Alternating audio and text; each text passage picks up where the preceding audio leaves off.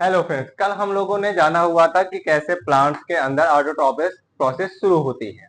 तो autotrophic process के अंतर्गत हम आज जानेंगे कि किसी भी प्लांट के अंदर ऑटोट्रोपिक नेचर कैसे होगा और कैसे एक पौधा फोटोसिंथेसिस प्रोसेस का प्रोसीजर करके अपना फूड प्रिपेयर करता है। तो कल के टॉपिक को आगे बढ़ाते हुए आइए शुरू करते हैं और जानते हैं कि कैसे एक ऑटोट्रोपिक प्लांट अपना खाना खुद बना पाता है और कैसे वो हमें फूड बना करके देता है। तो पहले हम बात कर लेते हैं ऑटोट्रॉपिक की।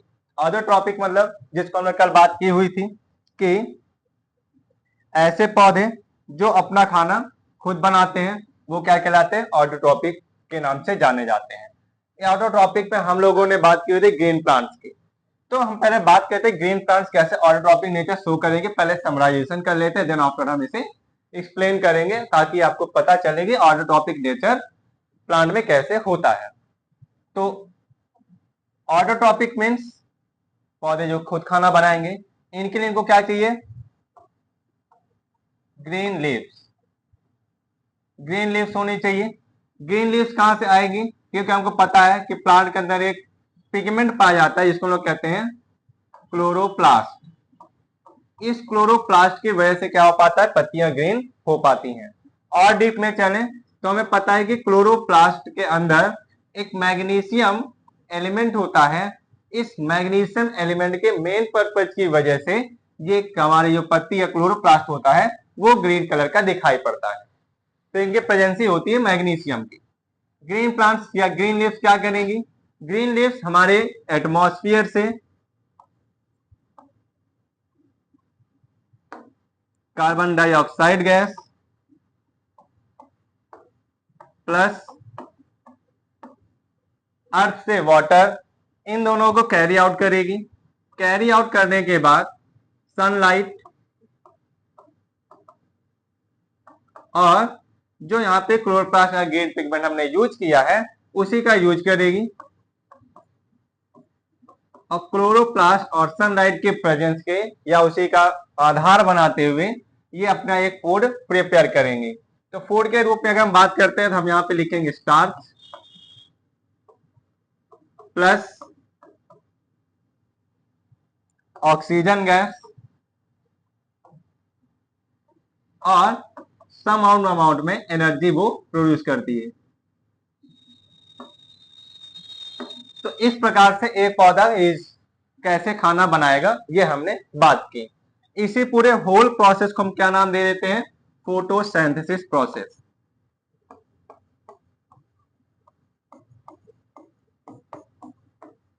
तो इस फोटोसिंथेसिस प्रोसेस के द्वारा पौधे क्या करते हैं, अपना खाना बना पाते हैं। फोटोसिंथेसिस प्रोसेस में जो हमने यहाँ पे कार्बन डाइऑक्साइड गैस या फिर वाटर लिया, इन दोनों को हम लोग क्या कहते हैं, रॉ मटेरियल।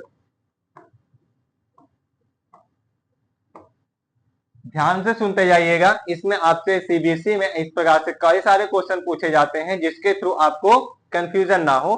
जैसे कि फोटोसिंथेसिस प्रोसेस में कौन कौन से रॉ मटेरियल यूज होते हैं, या फोटोसिंथेसिस प्रोसेस में रॉ मटेरियल जो यूज होते हैं उसको किस प्रकार से इंपैक्ट किया जा सकता है कि हमारे ऑटोट्रॉपिक प्लांट्स अपने फोटोसिंथेसिस प्रोसेस को कम या ज्यादा कर सके। इन रॉ मटेरियल की अगर बात करते हैं तो रॉ मटेरियल कैसे काम करेगा, इन सभी चीजों को जानने से पहले हम पहले बात कर लेते हैं लीफ की एनाटॉमी पे। लीफ की एनाटॉमी जानेंगे तब हमें पता चलेगा ग्रीन पिगमेंट क्या है और कैसे ये फोटोसिंथेसिस प्रोसेस को कंप्लीट करने में हेल्प करता है, और किस प्रकार से जो यहाँ पे लिए गए रॉ मटेरियल्स हैं वो रॉ मटेरियल कैसे फोटोसिंथेसिस प्रोसेस को इफेक्ट करेंगे। तो आगे के टॉपिक पे बढ़ते हैं और जानते हैं कि प्लांट जो ऑटोट्रॉपिक होते हैं उन ऑटोट्रॉपिक प्लांट्स के अंदर क्या क्या चीजें होती हैं जो उनके खाना बनाने के लिए यूजफुल होती हैं। तो पहली चीज याद रखेंगे, ऑटोट्रॉपस में जो पौधे खाना बना पाते हैं, खाना बनाने का पहला रीजन होता है उनके अंदर उनके पास पाए जाने वाले ग्रीन पार्ट्स।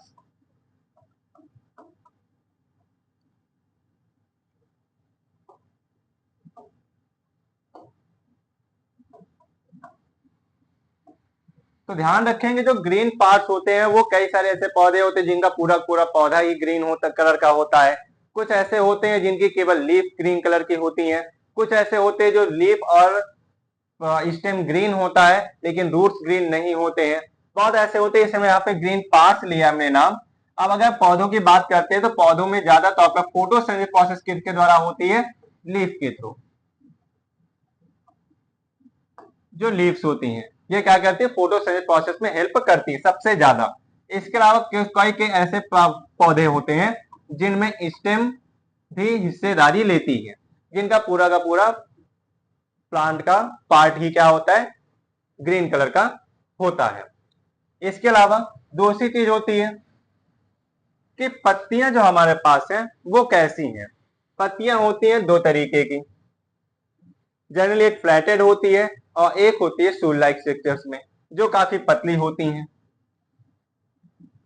जिसको हम लोग जनरली बांट देते हैं मोनोकॉट और डाइकॉट वाले में। जनरली जो मोनोकॉट वाले प्लांट होते हैं उनकी पत्तियां छोटी होती हैं, सरफेस एरिया कम होता है, या फिर कुछ ऐसे होती हैं जिनके पत्तियां लंबी होती हैं लेकिन पतली होती हैं। तो अगर पत्तियों के स्ट्रक्चर के अकॉर्डिंगली हम बांटें तो यहां हम वेनेशन की बात करेंगे।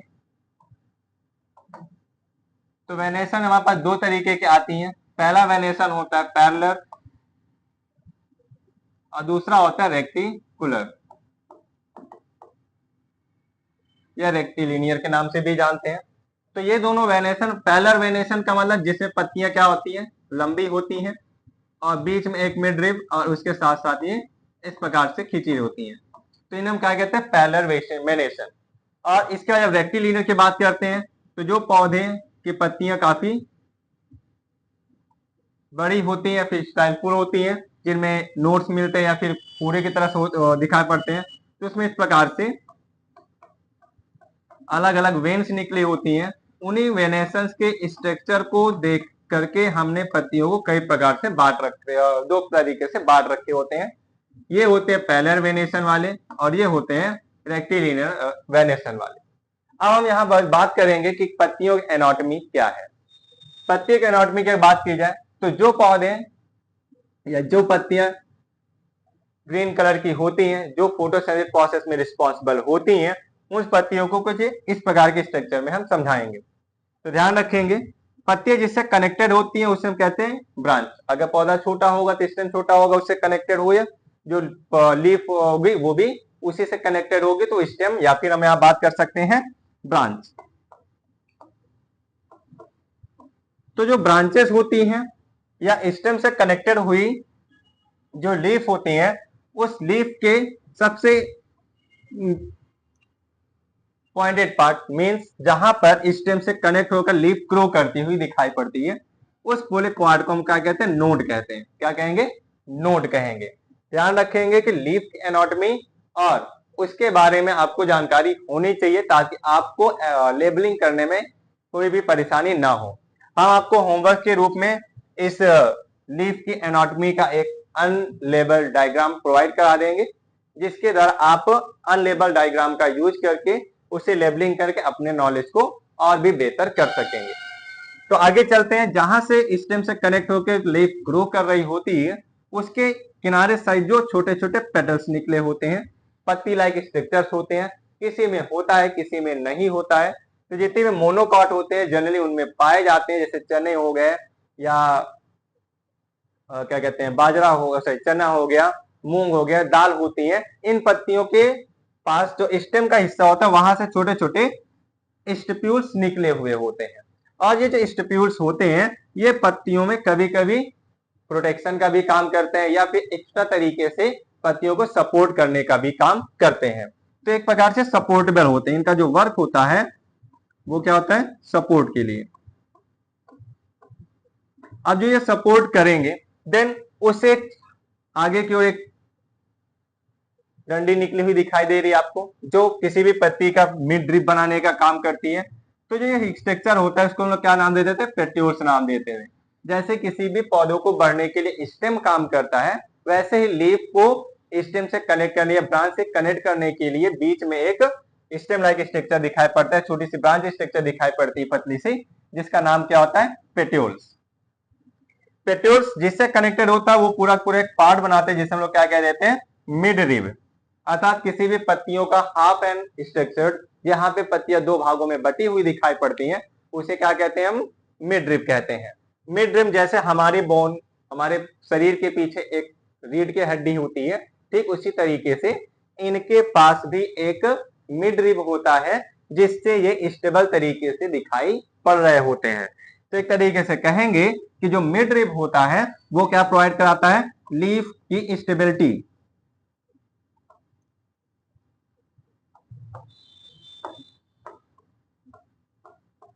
लीव्स स्टेबिलिटी जो होती हैं वो इन्हीं के द्वारा ही कवर्डेड होती हैं, या इन्हीं के द्वारा ही इनको प्रोवाइड होती है। अब जब ये लीफ ग्रो करेंगे तो इनसे छोटे छोटे वेन्स निकले होती, स्ट्रक्चर्ड होती, इन्हीं को हम लोग कह देते हैं वेन्स। अब जो वेन्स होती है क्या करती है, पत्ती के स्ट्रक्चर को इंक्रीज करने में हेल्प करती है, जिससे पत्तियां चौड़ी दिखाई पड़ती हैं, और साथ ही साथ पत्तियों के ऊपर जो छोटे छोटे ग्रीन स्पॉट आपको दिख रहे हैं वो आपको ज्यादा तौर पे दिखाई पड़ेंगे। वेन्स के बाद आता है इसके किनारे के जो पार्ट आपको दिख रहे हैं, इन छोटे छोटे पार्ट्स को क्या कह देते हैं, ब्लेड के नाम से जानते हैं, और इसी पत्ती का एकदम एंड पार्ट क्या कहलाता है, टिप पार्ट कहलाता है। तो इस तरीके से एक पत्ती जो होती है वो वर्क करती है। ध्यान रखेंगे कि दो वेन्स के बीच में जितना भी आपको ग्रीन पार्ट दिखाई पड़ रहा है उसे हम क्या कह देते हैं, लैमिना या लीफ लैमिना के नाम से जाना जाएगा। तो इस तरीके से एक पत्ती अपने आप को, पत्तियों के इतने भाग पाए जाते हैं, और जितने भी इसके भाग हैं इन सभी भागों में से हमें सबसे ज्यादा जरूरी क्या भाग है, लीफ का फ्लैटेड पार्ट। जो लीफ के फ्लैटेड पार्ट है, इन फ्लैटेड पार्ट पर ही फोटोसिंथेसिस प्रोसेस कंप्लीट होगी, अर्थात ऑटोट्रॉपिक न्यूट्रिशन कंप्लीट होगी। तो आइए शुरू करते हैं और जानते हैं कि अगर किसी भी लीफ को हम ट्रांसवर्स काटें, तो ट्रांसवर्स काटने पर यहाँ पे इसको ट्रांसवर्स स्ट्रक्चर है इसका,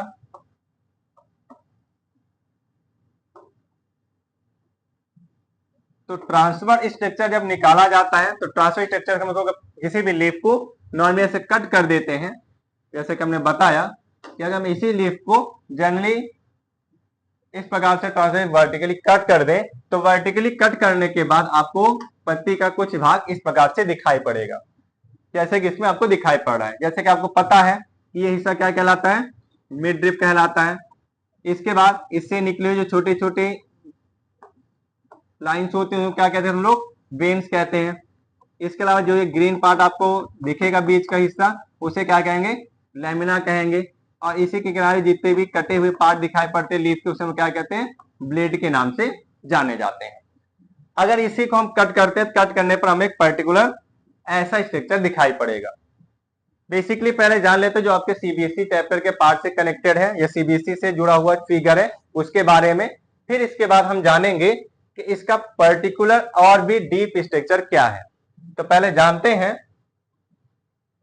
कि लीफ में क्या क्या चीजें पाई जाती हैं। अगर लीफ को ट्रांसवर्स काटते हैं तो जो ऊपर का आपका स्किन पार्ट दिखाई पड़ता है उसे हम क्या कह देते हैं, एपिडर्मिस। क्या कहेंगे, एपिडर्मिस कहेंगे। अब एपिडर्मिस जैसा ऊपर होगा वैसे लीफ के नीचे का भी भाग पाया जाएगा, इसीलिए इसको क्या कह देते हैं, अपर और लोअर एपिडर्मिस के नाम से जाना जाता है। अपर एपिडर्मिस पत्तियों का ऊपर का पार्ट होता है और लोअर एपिडर्मिस पत्तियों के नीचे का भाग होता है। इसी अपर और लोअर एपिडर्मिस के ऊपर तो कुछ नहीं होगा, लेकिन अपर एपिडर्मिस के ऊपर एक पार्ट मिलता है जिसे लोग क्या कहते हैं, क्यूटिकल के नाम से जाना जाता है। तो ये जो क्यूटिकल होता है वो पर्टिकुलर एक पेक्टिन वाला भाग होता है, जिसमें थोड़ी बहुत मात्रा में सेलुलोज पाए जाते हैं, वरना पूरे के पूरे जो पत्तियां होती हैं उन पत्तियों में सेलुलोज पाया जाता है। तो जो क्यूटिकल बनाते हैं वो पेक्टिन और सेलुलोज का एक मिक्सचर होता है, जिसको पॉलीपेक्टिन के नाम से भी जानते हैं। उसी के द्वारा ही ये पूरा का पूरा लीफ का ऊपरी पार्ट, जिससे लीफ ऊपर की ओर से चिकनी दिखाई पड़ती है, वो किसकी वजह से होती है, क्यूटिकल की वजह से। तो पत्तियों का स्लीपी होना किसकी वजह से हो पाता है, क्यूटिकल पाए जाने की वजह से। ध्यान रखेंगे क्यूटिकल कहां पर मिलता है, upper side of the leaf. Lower side of the leaf, इसके अंदर इस एपिडर्मिस में आपको ज्यादा कोई भी चीज इंक्लूडेड नहीं होती है। लेकिन जो मेन पर्पस या जो मेन पर्पसेस होल्स के अंदर पाई जाती हैं वो होता है इसके अंदर पाया जाने वाला होल्स। इन होल्स के अंदर जितना आपको ये होल्स दिख रहा है उसे हम क्या, इस होल्स के अंदर क्या होती है, ऑक्सीजन का बाहर आना, कार्बन डाइऑक्साइड गैस का अंदर इनरोल होना। एक तरीके से कह सकते हैं कि जैसे हमारी नाक होती है ठीक वैसे ये क्या करते हैं, काम करते हैं। इन्हीं छोटे छोटे पोर्स को अगर हम बात करें, इन पोर्स को हम क्या नाम दे देते हैं, स्टोमेटा। तो जो पत्तियों के अंदर पोर्स पाए जाते हैं, ध्यान रखें पोर्स कहां मिलेंगे, लोअर पार्ट पर। जो लोअर एपिडर्मिस होते हैं उस लोअर एपिडर्मिस में छोटे छोटे पोर्स पाए जाएंगे। इन्हीं पोर्स को हम लोग क्या कह देते हैं, स्टोमेटा। अब जो स्टोमेटा होते हैं ये काम क्या करते हैं, अगर इनकी वर्क की बात की जाए तो ये काम करते हैं एज अ रिस्पायरेशन। तो रिस्पायरेशन में ये लोग क्या करते हैं, ऑक्सीजन को बाहर निकालते हैं और कार्बन डाइऑक्साइड गैस को अंदर की ओर लेते हैं। तो स्टोमेटा जो होंगे छोटे पोर्स होंगे और चारों तरफ से कवर्डेड होंगे गार्ड सेल से। अब इसके ऊपर चलते हैं, एपिडर्मिस के जैसे ऊपर की ओर हम आएंगे तो एक छोटा सा एयर स्ट्रक्चर आपको दिखाई पड़ रहा है। ये क्या कहते हैं, इसको एयर स्पेस कहते हैं या फिर एरेनकाइमा के नाम से भी इसके नाम से जाना जाता है। जितने भी पत्तियां फ्लोट करती हैं अर्थात पानी में फ्लोट करती हुई दिखाई पड़ती हैं, उनका केवल मेन पर्पस होता है पत्तियों के अंदर पाए जाने वाले इस प्रकार से एयर सैक का होना। अब जितने भी एयर सैक एयर स्पेस पाए जाते हैं इससे पत्तियां क्या करती है, आसानी से फ्लोट करने में हेल्प मिलती है इनको। देन इसी के ऊपर चले आते हैं तो ये आपको लीफ स्ट्रक्चर दिख रहा है। आपके सीबीएसई के बोर्ड के पैटर्न के अकॉर्डिंग सीबीएसई में जो फिगर बना हुआ है वो कुछ इसी प्रकार का फिगर बना है और इसी को नाम क्या दे दिया, क्लोरोप्लास्ट। और देन इसी के अंदर जो हमारे पास इस वेन्स को या फिर मिड ड्रिप के अंदर कट किया जाए तो मिड ड्रिप या वेन्स के अंदर आपको जाइलम और फ्लोएम में आपको मिलेंगे। साथ ही साथ इसी के पूरे स्ट्रक्चर को क्या कह देते हैं, वैस्कुलर बंडल, जिसमें जाइलम और फ्लोएम दोनों एक साथ होते हैं प्लस कैम्बियम भी होता है। तीनों चीजों को जोड़ करके क्या बन जाता है, वैस्कुलर बंडल क्रिएट होता है। इस फिगर को और डीप में अगर देखें तो हमारे पास कुछ इस प्रकार का दिखाई पड़ेगा। इस फिगर के आधार पर आप अपने सीबीएसई के द्वारा प्रोवाइड किया गया जो फिगर है उसकी डिटेलिंग देखेंगे। तो आइए जानते हैं कि डिटेल पार्ट में कैसी चीजें दिखाई पड़ती हैं। चलें शुरू करते हैं। अगर किसी भी पत्ती के स्ट्रक्चर को देखें तो हमने आपको बता रखा है कि किसी भी पत्ती का जो ऊपर का पार्ट होता है जो आपको स्लिपी करके दिखाई पड़ता है, ये क्या होता है, एक प्रकार का क्यूटिकल होता है। मैंने आपको बता रखा है कि क्यूटिकल जो होता है वो पेक्टिन से जैसे होता है और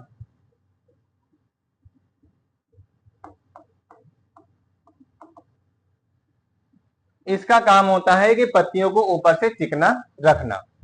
देन पत्तियों के ऊपरी भाग पर और लोअर पार्ट तथा नीचे वाले भाग पे क्या पाए जाते हैं, इस प्रकार के होल्स मिलते हैं जिन्हें हमने क्या नाम दिया था, इन्हीं चीजों का हम नाम दिया गया था, इन पोर्स का नाम दिया था स्टोमेटा।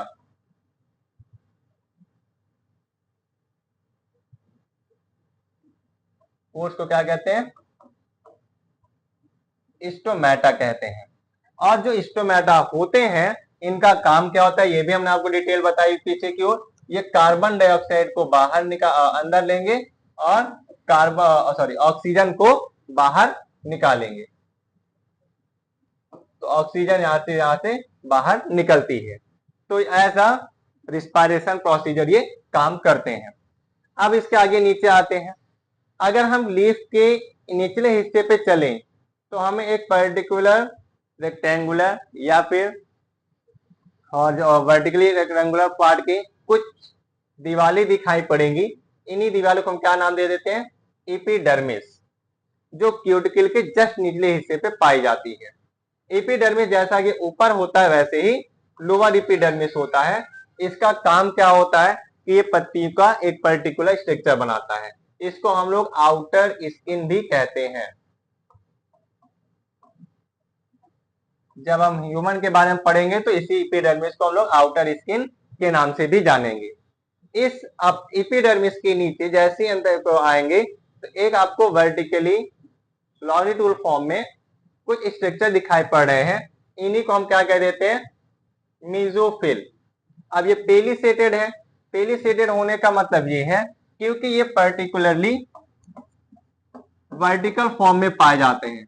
ये वर्टिकल फॉर्म में पाए जाने की वजह से इनको नाम दे दिया था पेलिसेटेड। अब मेसोफिल जो है, ये मेसोफिल क्या करेंगे, इनके अंदर पाए जाते हैं फोटोसिंथेटिक सेल। अब इनको हम थोड़ा कंपैरिजन कर लेते हैं। आपको ये बताया गया कि इनको क्या कहा गया, क्लोरोप्लास्ट। इस क्लोरोप्लास्ट को किसमें कनेक्टेड दिखाया गया है, मेसोफिल के अंदर। तो इसका हम ये कह सकते हैं कि हमारे पास जो क्लोरोप्लास्ट होता है वो क्लोरोप्लास्ट कहां, किसके साथ या किसके अंदर पाए जाते हैं, मेसोफिल के अंदर।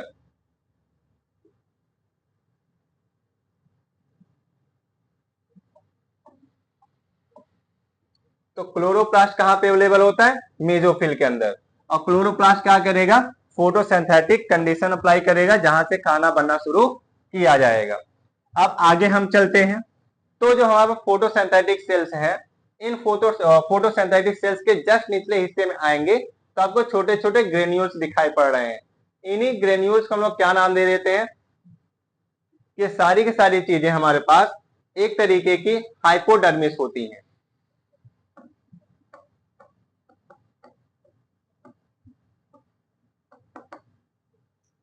तो जो हाइपोडर्मिस होती हैं, इन्हीं हाइपोडर्मिस के बीच में छोटे छोटे एयर सैक्स पाए जाते हैं जिसका काम होता है कि पत्तियों को फ्लोट करवाना लीफ का वाटर के अंदर। और अगर इसके मिड रिब की चर्चा की जाए तो हमारा मिड रिब है या वेन्स आप इसको ले सकते हैं। इन वेन्स के अंदर दो चीजें पाई जाती हैं, क्या क्या चीजें होती हैं, artery and xylem and phloem.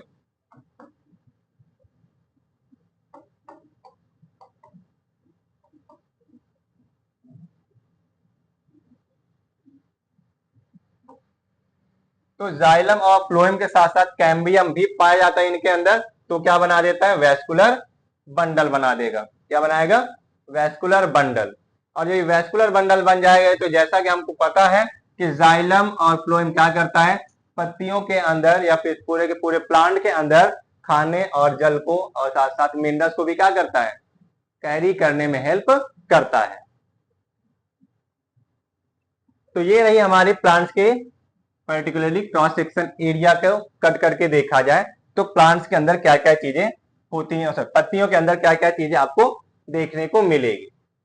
अब हम बात करने वाले हैं जाइलम, फ्लोएम और साथ ही साथ स्टोमेटा का वर्क फंक्शन और ये कैसे काम करेगा, इन पे चर्चा कर रहे हैं।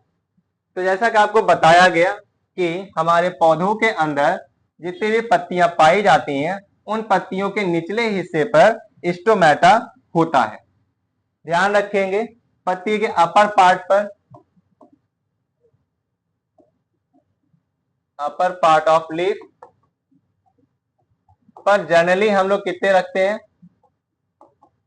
लेस अमाउंट में स्टोमेटा पाया जाएगा।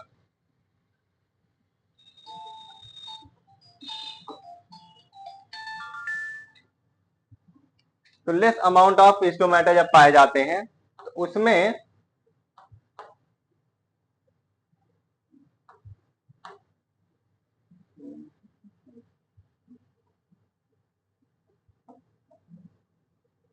तो लीफ के अपर सरफेस पे क्या होता है, सबसे कम मात्रा में हमारे पास स्टोमेटा पाए जाते हैं, जबकि लोअर पार्ट में, इसके लोअर पार्ट में सबसे ज्यादा मैक्सिमम अमाउंट में स्टोमेटा अवेलेबल होता है।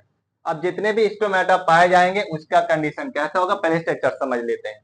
तो आज आपको इसका स्ट्रक्चर समझाएंगे, साथ साथ कल इसके बारे में हम जानकारी लेंगे कैसे ये काम करता है। तो स्टोमेटा का पर्टिकुलर स्ट्रक्चर आपको कुछ ऐसा दिखाई पड़ता है। इसके अंदर एक चीज और पाई जाती है जिसको हम लोग कहते हैं क्लोरोप्लास्ट। इसकी कंप्लीट डिटेलिंग हम लोग जब जानेंगे तो क्लोरोप्लास्ट के बारे में भी कल के लेक्चर में जानेंगे। तो आज पहले देखते हैं कि क्लोरोप्लास्ट या स्टोमेटा दिखाई कैसे पड़ता है। तो स्टोमेटा एक पर्टिकुलरली बीन शेप का स्ट्रक्चर होता है अब बीन शेप इसको क्यों कहते हैं, क्योंकि इसके अंदर जितनी भी होल्स स्ट्रक्चर जो बनाने के लिए गार्डेड सेल पाई जाती है, उन गार्ड सेल की वजह से ही इनका नाम पड़ जाता है बीन शेप्ड स्ट्रक्चर। अब जो बीन शेप्ड स्ट्रक्चर है, स्टोमेटा कैसे दिखाई पड़ता है, स्टोमेटा दिखाई पड़ता है बीन शेप्ड का, और बीन शेप्ड होने के किनारे किनारे कौन कौन चीजें पाई जाती हैं, इनके किनारे किनारे चीजें पाई जाती हैं इस प्रकार की सेल्स। इन सेल्स को क्या नाम देते हैं, एपिडर्मल सेल। और जो एपिडर्मल सेल है, इस एपिडर्मल सेल से कनेक्टेड होती हैं इस प्रकार की जितनी भी सेल्स हैं, इनको हम कहेंगे गार्ड सेल। तो गार्ड सेल्स क्या करते हैं, स्टोमेटा का स्ट्रक्चर बनाने का काम करती हैं।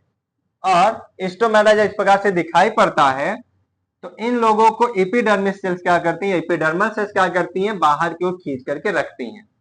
जब ये बाहर की ओर इस पर ज्यादा से ज्यादा प्रेशर पड़ता है, बाहर की ओर आती है, तो इसके वजह से स्टोमेटा क्या करता है, आपको खुला हुआ दिखाई पड़ रहा है, और ये क्या कर रहा है, आपको बंद हुआ दिखाई पड़ेगा जब एपिडर्मिस में प्रेशर कम होता है। और इस पर कौन सा प्रेशर पड़ता है जिसकी वजह से ऐसा होता है, तो आप कमेंट बॉक्स में हमें बताएंगे, ताकि आपको पता चल जाए कि क्या चीजें होंगी। अगर नहीं आपको पता चलता तो कल के लेक्चर में फुल डिटेलिंग करेंगे। तो आप पहले थोड़ा देख लेते हैं। तो क्लोरोप्लास्ट में, स्टोमेटा में जो आपको ये होल्स दिख रहे हैं, इसको क्या कहेंगे, वैक्यूल्स कहेंगे। इसकी दोनों साइड के सेल्स को क्या कहा जाता है, गार्ड सेल कहते हैं। गार्ड सेल जिससे कनेक्टेड होती है उसको हम लोग क्या कहते हैं, एपिडर्मल सेल कहते हैं। और इनके पीछे जो होल्स का स्ट्रक्चर दिखाई पड़ेगा, इसी से पता चलेगा ये ओपन है या क्लोज्ड है। तो आज हमने आपको एपिडर्मिस या फिर प्लांट्स के बारे में बताया, प्लांट्स के कैसे ऑटोट्रॉपिस का काम होता है। हमने आज तक स्टोमेटा के लेक्चर तक पहुंचे। कल स्टोमेटा के और डीप स्ट्रक्चर पे चलेंगे, जिसमें क्लोरोप्लास्ट को भी इंक्लूड करेंगे। तो तब तक हमारे चैनल्स पर आप जुड़े रहें और सब्सक्राइब करें। धन्यवाद।